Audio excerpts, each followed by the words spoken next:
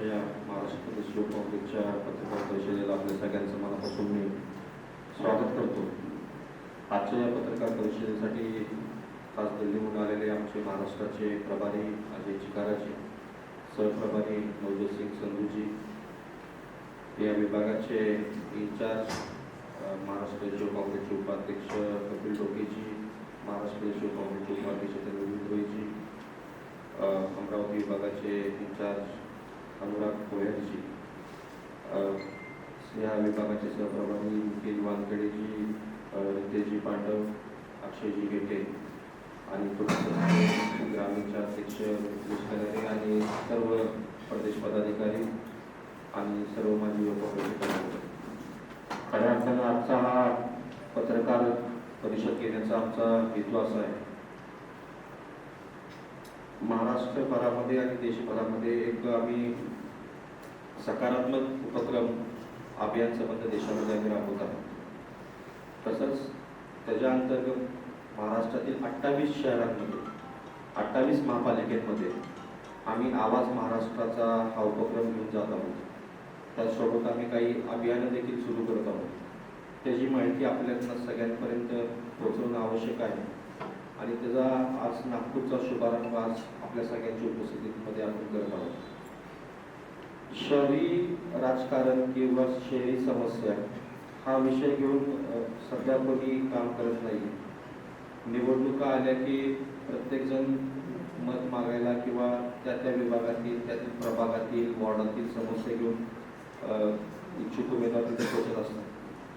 पण सध्या ना नागपूर महापालिकेची निवडणूक आहे, ना विधानसभेची आहे, ना लोकसभेची आहे, कुठलीच निवडणूक नसताना सर्वसामान्यांचे प्रश्न जाणून घेऊन ते सोडवण्याचा एक सकारात्मक उपक्रम आम्ही महाराष्ट्र युवक काँग्रेसच्या माध्यमातून राबवत आहोत.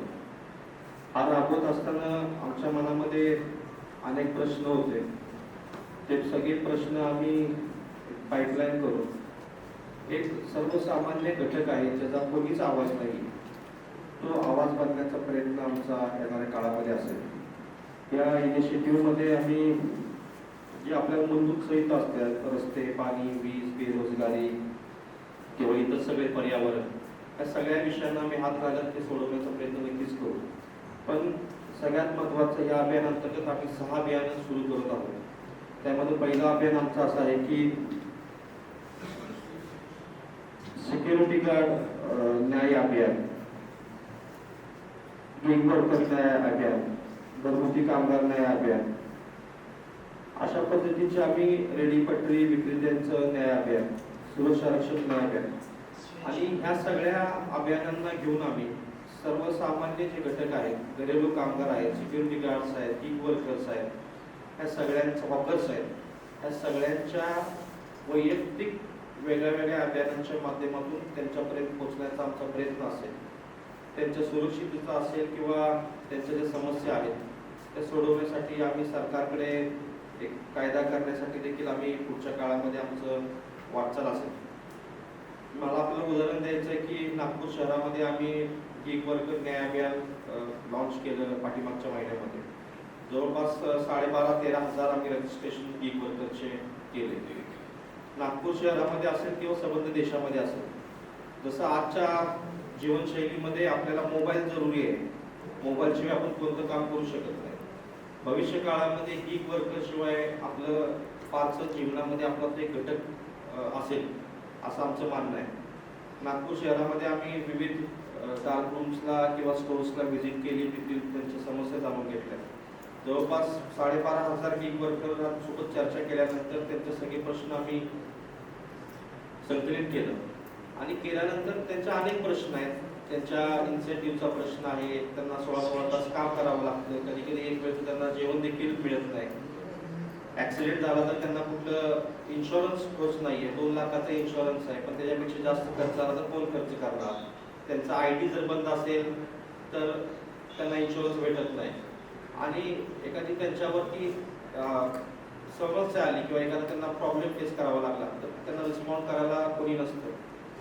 चुकून एखाद्या कस्टमरने त्यांच्याबद्दल तक्रार केली तर त्यांचा ID ब्लॉक केला जातो, त्या कंपनीमध्ये परत त्यांना घेतलं जात नाही, कुठली सुनावणी होत नाही, कुठली हिअरिंग होत नाही. असे अनेक प्रश्न आहेत, अनेक त्यांच्या अडचणी आहेत. आणि एक उदाहरण देतो की गिग वर्कर कम्युनिटी प्रचंड मानसिक आणि शारीरिक तणावामध्ये चाललेली आहे आणि ही सगळी तरुण मंडळी आहे. आणि आजच्या घडीला जरी नागपूर सारख्या शहरामध्ये 1 महिन्यामध्ये आम्ही 13,000 12,500 आम्ही रजिस्ट्रेशन ऑथेंटिक करू शकलो असेल, ती संख्या फार मोठी आहे. आणि भविष्य काळामध्ये आपण स्विगी असेल, झोमॅटो असेल, ब्लिंकिट असेल, पोर्टल असेल, हे सगळ्या आपण सुविधा आपण दैनंदिन जीवनामध्ये वापरत असतो. आणि त्या लोकांचा आवाज बनून आपण पुढे आलं पाहिजे. असं देखील आमच्या निदर्शन आलं की 2 व्हीलरवरून डिलिव्हरी करायला एखादा मुलगा जातो तर तो आपल्या कंपनीचा युनिफॉर्म किंवा किट सुद्धा घालत नाही. कारण का समाजामध्ये त्याला वागणूक जर कुठं आपण ओव्हरटेक केली किंवा कुठं चुकून ऍक्सिडेंट झाला तर हा गिग वर्कर आहे, तर त्याला शिवीगाळ करणे, मारहाण करणे ही सब कॉमन झालेली आहे. तर ते टी शर्ट सुद्धा घालायला त्यांचा धाडस होत नाही किंवा किट घालायला धाडस होत नाही. अशा पद्धतीने समाजामध्ये या सगळ्या घटकाला वागणूक दिली जाते. तर त्यांच्या सुरक्षेसाठी, त्यांच्या सन्मानासाठी आम्ही लढण्याचा प्रयत्न करतोय. आमचे नेते आदरणीय राहुलजी गांधी संसदेत सातत्याने या सगळ्या घटकांचा आवाज म्हणून त्यांचे प्रश्न मांडत आहेत. या सगळ्या घटकांना ते भेटत आहेत. आणि खऱ्या अर्थानं भारताच्या नागरीकरण वाढत आहे.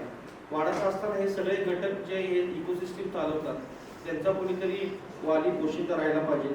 या दृष्टिकोनातून आमचं येणाऱ्या काळामध्ये काम करण्याचा आमचा हेतू असेल. आवाज महाराष्ट्राच्या उपक्रमाअंतर्गत आम्ही नागपूर शहरातील प्रत्येक वॉर्डामध्ये, प्रत्येक प्रभागामध्ये, प्रत्येक गल्लीमध्ये, वस्तीमध्ये, बिल्डिंगमध्ये जाऊन लोकांसोबत संवाद साधणार आहे. आणि हे 1 महिन्याचं किंवा 1 वर्षाचं कार्यक्रम नाही. हा सातत्याने पुढच्या 1-2-3 वर्षामध्ये हा कार्यक्रम आम्ही राबवत आहोत. त्यासाठी आम्ही सगळी माहिती संकलित करून आम्ही आमच्या ॲप बेस्ड सिस्टीम आहे त्यामध्ये सगळ्यांचा आम्ही डेटा घेत आहोत. आणि खरोखर अमुक गल्लीमध्ये कोणाला काय समस्या आहे ते NMCच्या माध्यमातून असू दे किंवा आमच्या स्थानिक नेतृत्वाच्या माध्यमातून असू दे, वेळ पडली तर युथ काँग्रेस रस्त्यावरती आंदोलन करून त्या लोकांचं, त्या घटकाचं प्रश्न सोडवण्याचं काम येणाऱ्या काळामध्ये करणार आहे. मला आपल्याला सांगायचं असं वाटतं की ह्यामध्ये जरी आपल्याला ऐकायला, बोलायला फार काही वाटलं नसेल, पण आम्ही गेले 2-3 महिन्यापासून या सगळ्यामध्ये एक पायलट म्हणून वेगळ्या ठिकाणी हे सगळ्या अभियानांचं आम्ही टेस्टिंग करत होतो. तर प्रचंड द्वेष, प्रचंड त्रास आणि प्रचंड समस्या सर्व लोकांच्या आहेत, ते सोडवण्याचं काम आम्ही करत आहोत. माझी आपल्या सर्वांना विनंती आहे की या अभियान आपण येणाऱ्या काळामध्ये आपल्या प्रसार माध्यमांच्या माध्यमातून जास्तीत जास्त त्यांना प्रसिद्धी पोहोचवण्याचं काम केलं पाहिजे. कारण का आज युथ काँग्रेस कुठल्याही मतांच्या राजकारणासाठी किंवा कुठलेही पॉलिटिकल अजेंडा घेऊन कोणाचं जनतेसमोर जात नाहीये. एक पॉझिटिव्ह पर्स्पेक्टिव्ह घेऊन आपण जनतेसमोर जात आहोत, जनतेच्या समस्या सोडवण्याचा प्रयत्न करत आहोत. त्यासाठी आपण सगळ्यांनी मदत करावी अशी सगळ्यांना अपेक्षा आहे. आज आपण पाहिलं असेल की देशामध्ये प्रचंड संभ्रमाचं वातावरण आहे. काल मी हा अर्बन इनिशिएटिव्हचा लॉन्चिंग पुणे शहराचं केलं. तर पुणे शहरामध्ये जमावबंदीचे आदेश लागू केलेले आहेत पुढच्या 15 दिवसांसाठी. मला सांगायचं की पुण्यासारखे शहर ज्या शहरामध्ये महाराष्ट्रातील प्रत्येक गावातून, प्रत्येक वस्तीतून एक तरी व्यक्ती पुण्यामध्ये शिकायला जातो, नोकरीला जातो. आणि तिथं जर आता परीक्षांचे दिवस आहेत, क्लासेस आहेत, अनेक इव्हेंट्स असतात, अनेक गोष्टी असतात, जमावबंदीचा आदेश करण्याचं कारण काय? कारण का सरकारबद्दलचा वाढता रोष आपण पाहिला असेल. आणि वाढता रोष आहे, शेतकरी नाराज आहेत, नीटचा पेपर लीक झाल्यामुळे विद्यार्थी नाराज आहेत, पालक नाराज आहेत, महागाई वाढत आहे, पेट्रोल डिझेलचे भाव रोज वाढत आहेत, गॅससाठी आपल्या सगळ्यांची फरफट कशी झाली आपण पाहिलं असेल. आणि अशामध्ये सरकारचा प्रयत्न आहे की हे सगळे येणाऱ्या काळामध्ये चळवळी असतील, आंदोलन असेल, ते कुठेतरी आणून पाडायचे, दाबायचे. आणि हे भविष्यामध्ये प्रत्येक शहरामध्ये होऊ शकतं. पण आम्ही युवक काँग्रेसच्या माध्यमातून या सगळ्यांना तोंड देण्याचं काम येणाऱ्या काळामध्ये नक्कीच करू, हे आपल्या माध्यमातून मी सांगू इच्छितो. मी आमचे महाराष्ट्राचे प्रभारी अजय चिकाराजी यांना विनंती करतो की ते देखील आपल्याला सगळ्यांना मार्गदर्शन करतील. उम्मीद में दिन ब दिन शहरों में आते जा रहे हैं, उन कामगारों की किस तरीके से सुरक्षा हो। बड़े बड़े बिल्डरों के लिए रातों रात कानून बदल दिए जाते हैं, पर्यावरण के कानून बदल दिए जाते हैं, पर रेहड़ी पटरी के साथी अगर कुछ घंटे के लिए अपना सामान बेचकर अपने जीवन यापन करना चाहें तो महानगर पालिका के अधिकारियों द्वारा अतिक्रमण के नाम पे किस तरीके से उनका शोषण किया जाता है। गिग वर्कर के बारे में हमारे यहाँ मेहुल अडवाणी जी हमारे साथी खड़े हैं। तकरीबन 10,000 गिग वर्कर के साथ महाराष्ट्र युवा कांग्रेस के साथियों ने संवाद किया है। ना उनका कोई इंश्योरेंस फिक्स है, ना कोई उनका इंसेंटिव जो उनको मिलना चाहिए, जो नॉर्म्स होने चाहिए, उसके हिसाब से हो पा रहा है।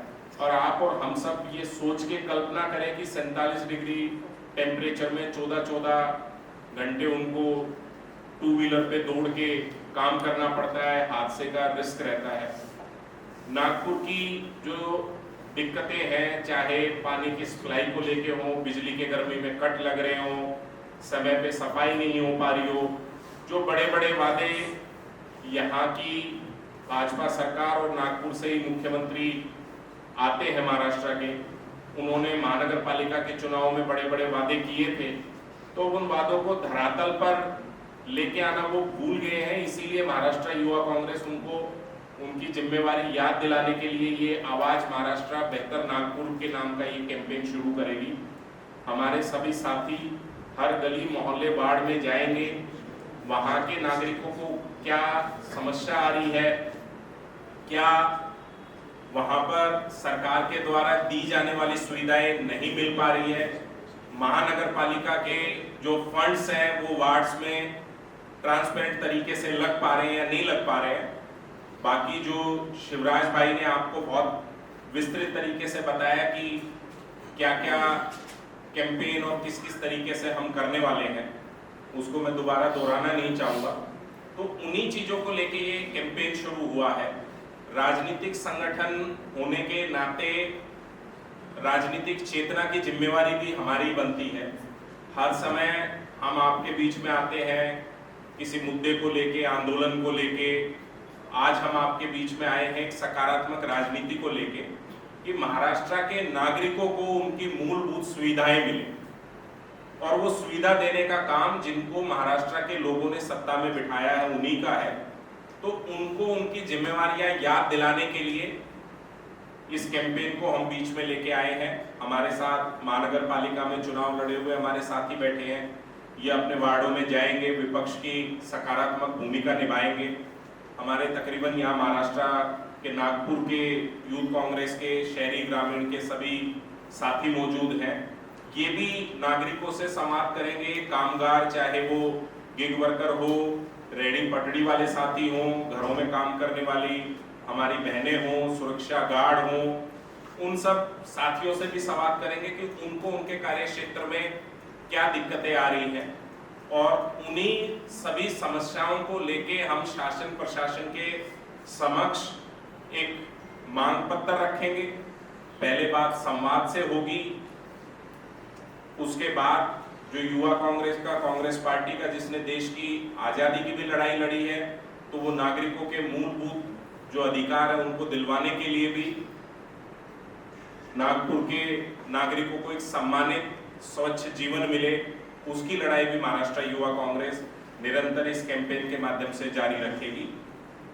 उसके अलावा जो शिवराज भाई ने बताया, जिस तरीके की परिस्थितियां पूरे देश में हुई है, बंगाल चुनाव तक जिस तरीके से महंगाई को रोक के रखा गया कि वोटों पे कोई फर्क ना पड़ जाए, उसके बाद 4 बार पेट्रोल के दाम बढ़ना, नीट का पेपर लीक होना, और पहली बार इतिहास में सीबीएसई जो किसी भी छात्र के लिए सबसे पहले एक सपना रहता है, 12th पास करने के बाद वो अपने कैरियर की शेप देता है।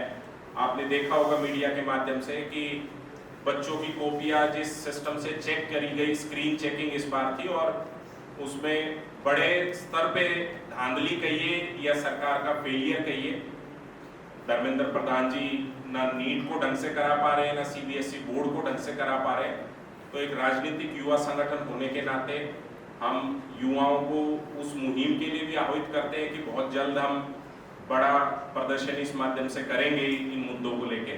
परंतु आज की प्रेस वार्ता का जो मुख्य मुद्दा था वो महाराष्ट्र, और महाराष्ट्र में आज क्योंकि नागपुर है, नागपुर के सभी सम्मानित रहने वाले नागरिकों को कैसे स्वच्छ जीवन मिले, स्वस्थ जीवन मिले, और यहाँ के कामगारों को इज्जत के साथ उनको उनका काम और आजीविका कमाने का मौका मिले, उसी मुहिम को लेके हम आवाज महाराष्ट्र बेहतर नागपुर कैंपेन को लॉन्च करने आपके बीच में आए हैं। धन्यवाद।